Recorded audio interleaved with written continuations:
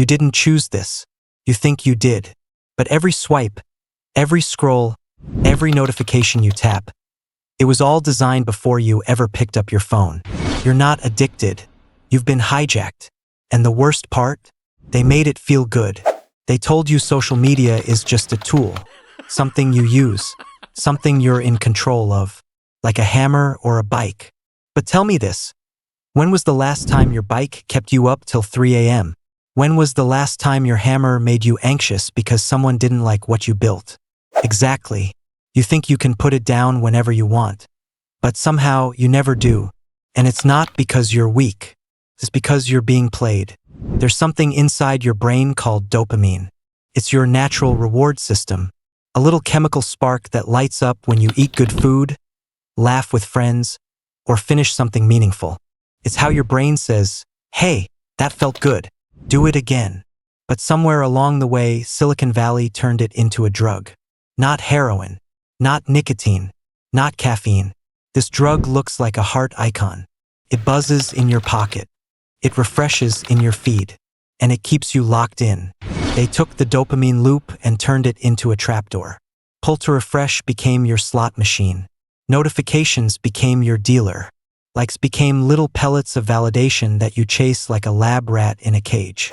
Every time you swipe, your brain thinks it might get a hit. Not every time. Just enough to keep you chasing. That's how addiction works. Not certainty. Hope. Let me tell you about Ethan. Ethan was 14. Smart kid. Loved to draw. Loved to ride his bike till the sun went down.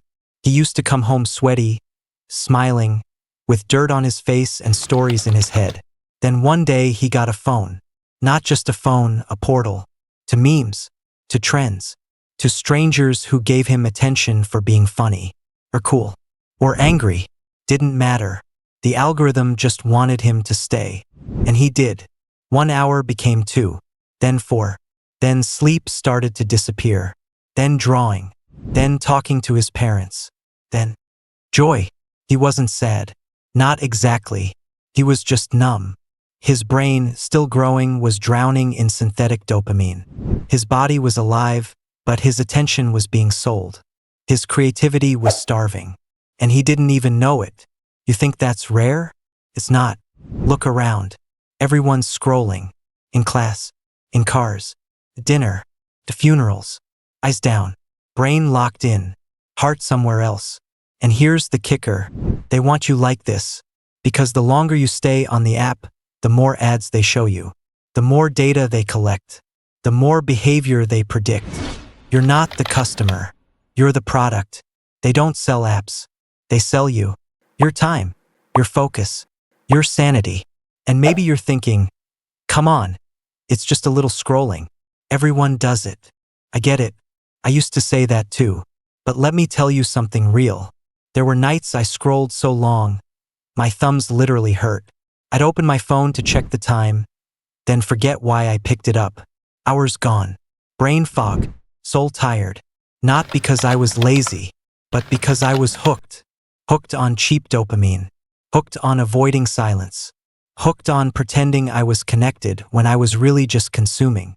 And the scariest part? I didn't even realize it was happening. Until one day, I caught a glimpse of myself in the black screen. Phone off. Just my reflection. I didn't recognize the person staring back. Tired. Distracted. Empty. And in that moment I knew this wasn't who I was meant to be. Because every second I spent in that digital maze, I wasn't just wasting time. I was missing life. Real life. The kind that doesn't vibrate in your pocket. The kind that doesn't ask you to perform or compare or compete. The kind that lives in eye contact, laughter, silence, sunsets, books, deep thoughts, real friendships. And I started to wonder, what could I create if I wasn't chasing likes? Who could I become if I wasn't being drained every day?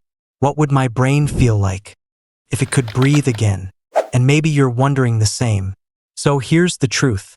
They don't want you to wake up. But you can. Delete the app, even just for a while. Turn off notifications. Go for a walk without your phone. Let boredom come back. Let stillness feel normal again. Let your mind detox from the noise. Because you're not broken. You're not weak. You're not addicted. You were just never meant to be this available. You were never meant to be pulled in 100 directions. Never meant to be compared to a million strangers every day. Never meant to trade real connection for endless consumption. But now you know, so you have a choice. You can scroll, or you can live. You can numb, or you can feel.